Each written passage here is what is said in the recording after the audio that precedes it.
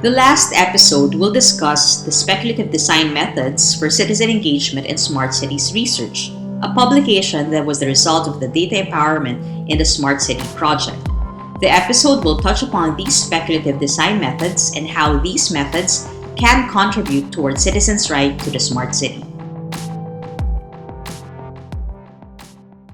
Hi everyone, and welcome back to Coffee Break with Urbana. I'm right now with Dr. Neil Rice and Dr. Els Leclerc, both from both cities, and we're going to talk about speculative design methods. Emil was the lead for this book and this project, also the project Your Neighborhood, Your Data. And Els is working on the same projects with Emil, and I've been with them also a lot of times in Eindhoven for the field trip.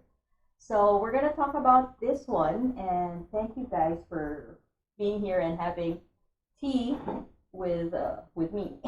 So first of all, before we start talking about the details of the book, I think we have to ask, what is speculative design method? Yeah, I think the general audience knows design as a method and principles and practices of developing new and innovative products and services. So since we're going to talk about the book, what is speculative design method? No, thank you for asking. I think the general audience knows design as a method and principles and practices of developing new and innovative products and services. And what you do is you use creativity, but also systematic inquiry to understand the problem or to understand your client, and then to develop artifacts, actually what you do. And in speculative design, you also develop artifacts, but you do that for a specific reason, and it's or in a specific area, and it's about using design, so making prototypes and making products and services, but in an area which you're not really sure about, because that's what it means speculating. It means making assumptions and guessing in a field where you don't have all the information. You're actually going to try to make things, and in order to spur people's imagination and to start a conversation and to start a discussion, actually. That's where you use design for that. So it's also, there's always elements of fiction in it and elements of future. And I could give an example. For example, there's really inspired by an agency in London. It's called Superflux, and one of the things they recently made is called mitigation of shock, and that's they built an apartment in a building, and it's actually situated in a situation after a lot of climate change took place and a lot of flooding happened in the city. So the city looks different, and people also start, and the assumption is that people should be living differently at that moment. And that has implications for what your apartment might look like. So if you enter that apartment, you see you have, for people have devices in order to generate their own food, for example. And there are books in that room where you can see that people are reading about how to get your proteins, maybe by using insects or maybe even using animals for that. And the lighting is different in order not only to, like to just live there and to read a book, for example, but also to grow your plants. And that's, it's a bit, it's pictures, it's not real. And for example, what you also hear, you hear a radio playing. So you hear what kind of news would there be on the radio in these times, for example, and what information would people need. And it's not to pretend it's going to be like this, but it's to ask questions. What if this happens? What would our living environment, for example, look like? And that's what speculative design is asking those questions and start and making them tangible and visible, and to start a debate about it. Because sometimes people, that's nice, that's what we should work towards. So then you need to develop technology and products in that field. But also sometimes people, that really, I dislike it, but okay, if you dislike it, how do we make sure that we don't end up in this situation, or what kind of products and services do we need to make it more livable? That's what speculative design does. And can you explain? I think you've already touched upon it. Can you further explain how this speculative design method is so appropriate in researching for smart cities? Yeah, we tend to use speculative design, or we like to use speculative design to bring. We do a lot of work with different stakeholders, and so it's more action research. And we tend to like to use this because we bring people in a more creative and open mind state, so that people actually think beyond the current system into possible futures, and to make use of the architecture and prototypes that you just described. You can actually bring people in a different mindset. It's usually definitely people who are living their lives in the current system. They find that really difficult to think beyond the current state and system. So we use speculative design to bring them in a different mindset, and that's also where innovation comes. This is very interesting because I read the book. Guys, you should get it. Is this available for download? Or? Yeah. Well, maybe in the show notes we can provide a link. What's interesting for me is that what are the I read a lot of the articles and the chapters here, and it's very interesting how you work together with the stakeholders. And what are the general findings of the book? And maybe I can do one step back, maybe. And one of the things that I wanted to add is that what I already mentioned, speculative design is about trying to imagine a situation where you're not really sure about, and that's the smart city is really a typical example of that, because if you talk about smart city, it's about technology in city, digital appliances, about sensors collecting data, and which is floating around wirelessly, and which is stored in clouds, and is assessed by algorithms, and there's all kinds of terms. It's really hard to bend your mind around and to start a discussion about. On the other hand, smart cities are traditionally really developed from the top down, but there's now the assumption that we should engage and involve citizens and people really affected by that. And that's what Elle said.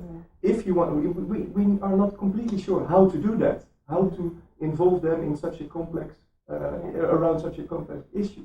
So that's why we think that design methods or speculative design methods is really useful in order to start that conversation.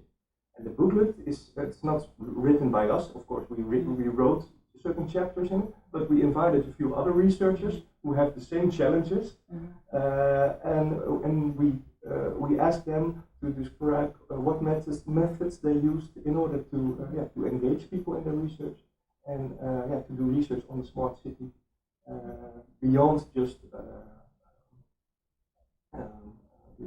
beyond doing a traditional interview or a questionnaire. Yeah. Because what happens then, most of the time, you have on the one hand you have people who say, I don't know so much about smart city, and I'm not so much into technology. But what we want is actually to stimulate them to think beyond technology and what the societal aspects are of smart city technology, or what cities would look like, for example. I'm very curious because you have six main chapters here, and written by different researchers. What's something that you found very surprising in their work as well? I mean, compared to what you've been doing. Can I answer that? But I think all the 6 chapters they are really interesting, because you see how the researchers use design in order to stimulate a debate and to start asking questions about what about the smart city really touches them or affects them or concerns them. And it could be really small, like people use personas or small scenarios. So they start, they present their audience with a certain description of a quite typical situation which might affect them and to reflect upon them. But there's also people who organize design workshops. So they do design, they try to develop alternatives together with their audience, which we did, for example, in the Data Empowerment Design Studio. And but we also, I did also some kind of a performance with one of my former colleagues of the Future Studio. And they all they all help to start that discussion. But what I think is interesting about them is that it shows that it helps engage a broader audience in technology-related developments. But it also helps to start a discussion which is beyond technology. It's also about economic consequences and social consequences and political and ecological ones. And I think that is really an affordance of this method in this book.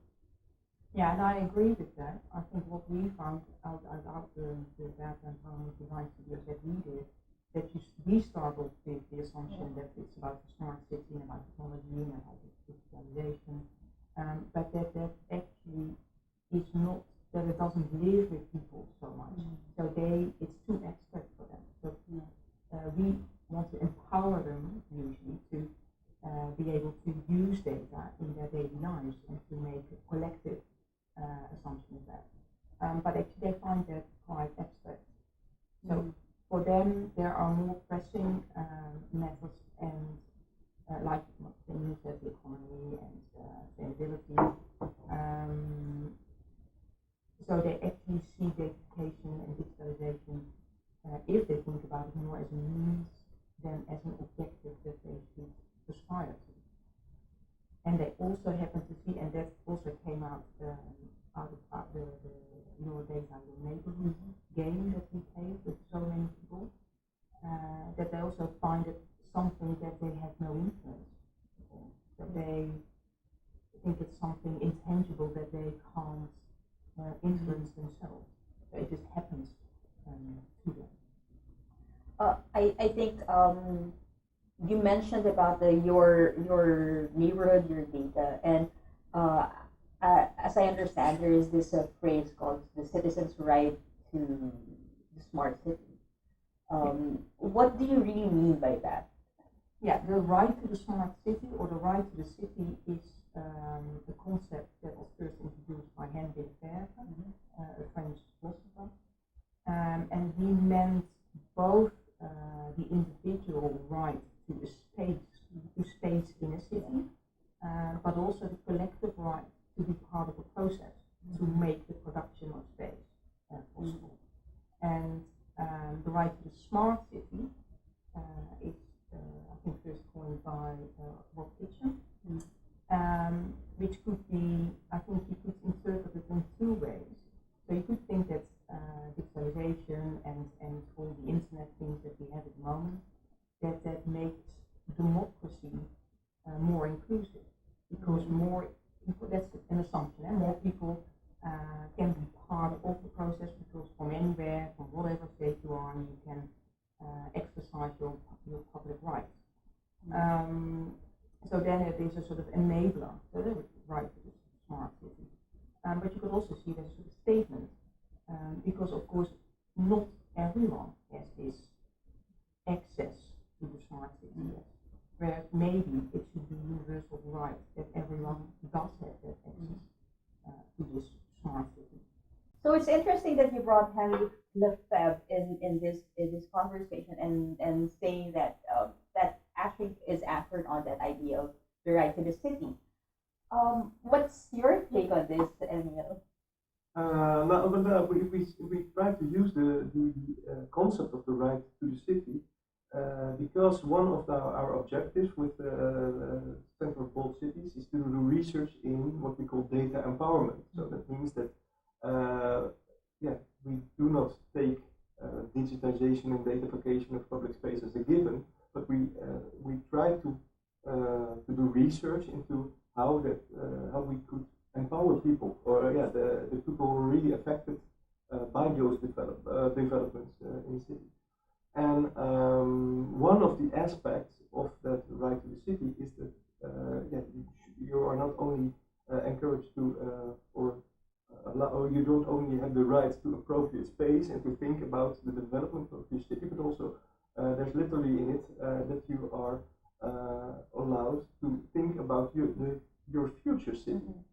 So, and that's a method or a concept that we use in our work, is that we try to organize processes together with stakeholders in order to think about the future of their own neighborhood, for example, and how that's affected, for example, by technology and data, or how data could play a role in that in order to for them to generate value.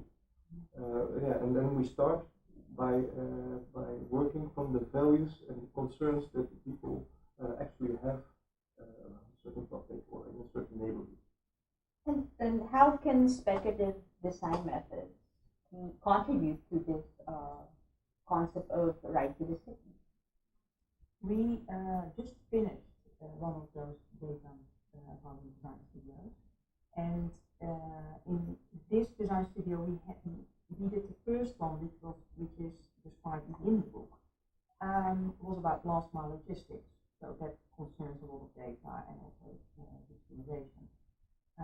And in that first one, we asked a group of local residents, entrepreneurs, artists, and members of the Afrikaner Wijkcoöperatie, so the neighborhood association in the Afrikaner Wijk, which is a neighborhood in Rotterdam South, to participate. There were also members of the municipality who were part of it, and other entrepreneurs, but not local, but citywide. And this collective, we asked to rethink the last mile logistics in a way that it would make, not that the money made would end up with the Jeff Bezoses of our time, but locally. So we actually really focused on creating local value. And that turned out, and we did that for the practices. We asked people to imagine that, what sort of practices could you do. We then ended up with some prototypes. So we actually made things, so in little groups. And then we went on the streets to ask in a local elderly home, in a local supermarket, what people actually thought of these last mile logistics issues. And they turned out to be much more problematic or more problematized than we originally thought. And we came up with three concepts in the end, of which one was homeless. People, so the Afrikaner Wijk also has a market. It's well known for its market, the Afrikaner Wijk market, and attracts a lot of visitors today. And a lot of elderly people. They also see it as a social place, of course, they have habitat. But they also find it sometimes difficult, as we thought, to bring their groceries home. And of course, there's a lot of unemployment. So we thought we can maybe have a matchmaking exercise in which we employ, so set up another corporation, employ local people to do this last mile logistics from the market to people's home, and maybe also from big companies with parcels to also do that. So in this second DETS, we actually want to continue with that. The first DETS was done before Corona, and actually then of course we all turned into enormous internet support. So the problems became more acute even. But in the second DETS, we thought, let's not just focus on this last mile logistics, but move one step further. What would actually be your ideal neighborhood in 2040? And we asked, so that's a very difficult thing to conceptualize if you ask the person. So we started with what do we value in a neighborhood at this very current moment. And of course then things like the diversity of the area, the economic motor of the market, and things like that. But there were also concerns, and one of the major concerns was that people feel overshadowed by the big developments that are happening at the harbour. So the harbour area now gets this huge development, very pricey apartments from there, and people within this area not only feel richly overshadowed by those tall buildings, but also vigorously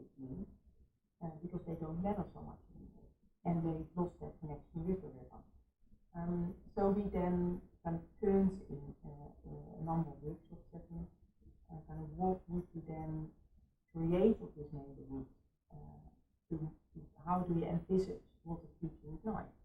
And it turns out, and some people are quite or local people, what do they know about certain processes, and how can they be at a positive or very constructive say in that.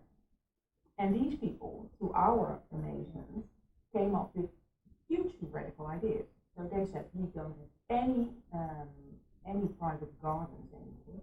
So all the gardens should be collectivized, so they should be all in collective possession, and should be used to a radical rewilding. So to get our balance with nature then, and also be used for food production and material, building material production. And the next thing they said is that actually we do want to be part of the river system and feel our connection with the river again. So they proposed to make a hole in the dike and to bring the water from the Maas at the heart of the Afrikaner Dijk, at the square, and to create a watertaxi point, things like that.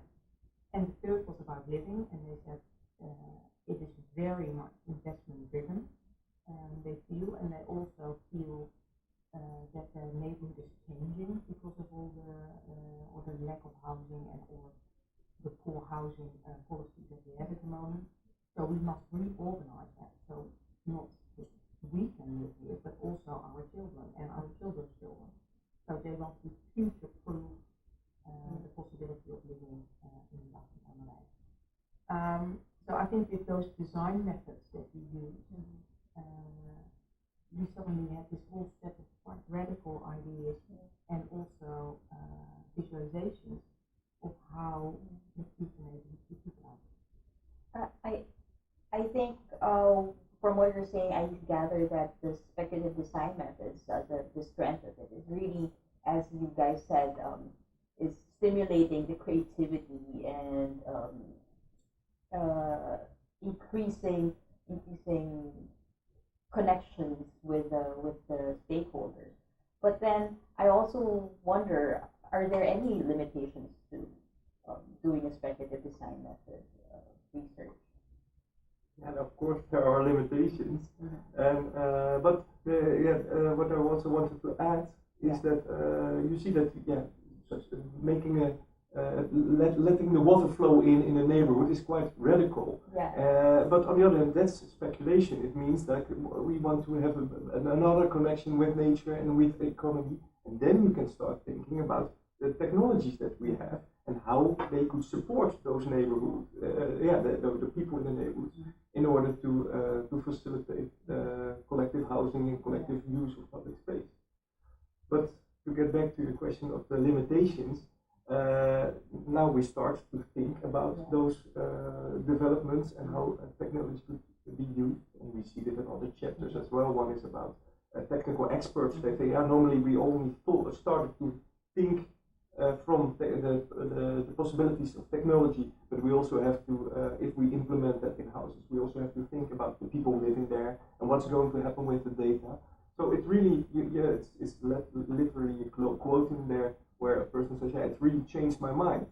But that does not necessarily mean that it also changes his daily practice, for example. And we do also, we do this in neighborhoods, but we also try to use these methods when we work with people from the municipality. So I think it really helps opening their minds to think in alternatives and also to see technology and data not as something deterministic, just happening, and trying to make some incremental improvements in order to protect people or to engage people, but to really think differently.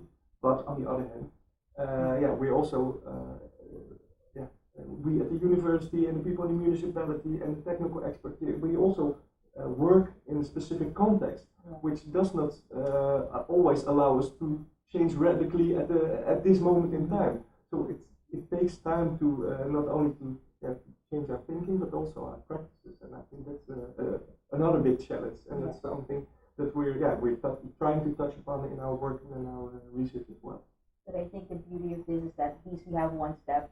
We have done one step already to engage with the citizens and to engage with them in a very creative way, which also stimulates their own creativity and their own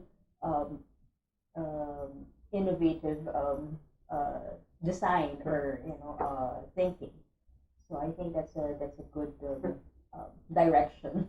Yes, and the next step would be, so engagement is one, and then of course you need empowerment, so that you actually can act upon issues that you or concerns that you find really important, and that you have decision-making power, so that you can also actually change the course of a direction. And for that, of course, you have to feel emancipated. So you have to be able to, what we also call the enablers, so you have financial needs, but also knowledge, skills, and passion and energy for what you do. So that's also things that we take into account when we research, which is also kind of a bit of action research, I have to say, to make people more, or citizens, but also municipalities, more equipped to begin dealing with smart city technology. So one of the things, or one of the outcomes of the second data empowerment design studio was, we had scenarios of the future of the Afrikaner-wijk, and we ended up with painting pamphlets actually in order, and there are now in the community center, and that's the public place where people come in. And that's actually, it's a bit activistic actually, and to call for action and for change. And it's also now on a limited scale, but that's really important for us, is that we don't only speculate, and we only make nice stories and images, but what's the next step? And that's, we can imagine the next step, but we also try to do research. Our discussion is quite fast, right? And then I think that maybe right now I'd like to ask, what do you think is the future of smart cities? That's an interesting question, because one of my previous jobs was as a future explorer. So that means that we're not predicting the future, but we try to think in different, various scenarios, things that could possibly take place. And in regarding smart cities, then you have one model, which is called the American one, which is that technology and data being used to generate income and revenue, or the Chinese model, what they say, and they say that's going to be used for surveillance. And then you have a European one, in which could be used in order to generate public value, actually. And I don't want to speculate about what the kind of direction it's going to take. And I also don't think it's either one of those three. So they're all, three of those models will be involved in how society will look like and how it will develop. But for us, I think it's really important that we keep on pushing for using technology and data for generating public value. But it depends on how engaging we can be, and it also depends on how people vote and how much space you can occupy this. And how open they are. Exactly, and I'm a bit worried about the marketing aspect of smart cities, because now we see a lot of cities that we want to be a smart city. But of course, no city wants to be a dumb city. Exactly.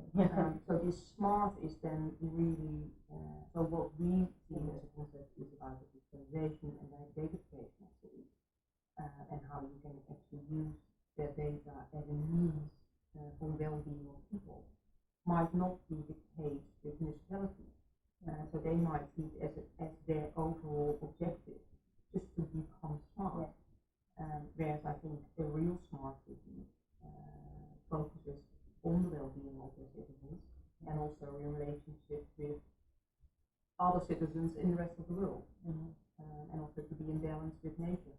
So I think the focus on being smart, as being in control, and using as much technology and digitalization as possible, with the assumption that would also benefit all your citizens, I think is a misassumption, and we should be quite worried about that.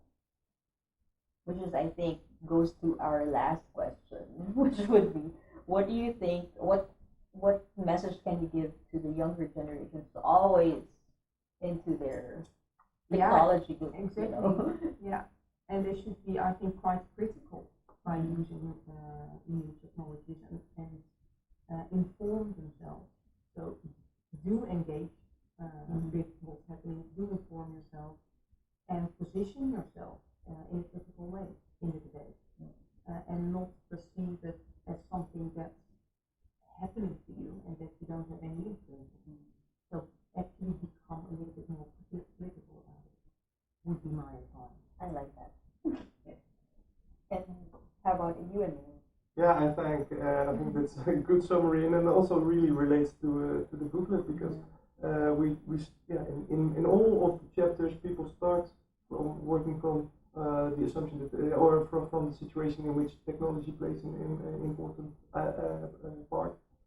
But while starting a discussion, I think many of our respondents realized that technology and data is not something that's happening just to them, but it's being developed by people just like us, who have certain values and certain objectives, and that they can think of it differently. And I hope that the younger generation really feels that there are other options in other directions, and that they use their critical and creative minds in order to help shape the future smart cities. Thank you so much. I think those are very good messages to the younger generation, to be critical, to be engaged. So basically, to be engaged, but be critical, and to know that they have an influence, to make a stand, right? So that's it for us. This is me, Audrey for Urbana's View, and Emil and Els from both cities. Signing off. Bye.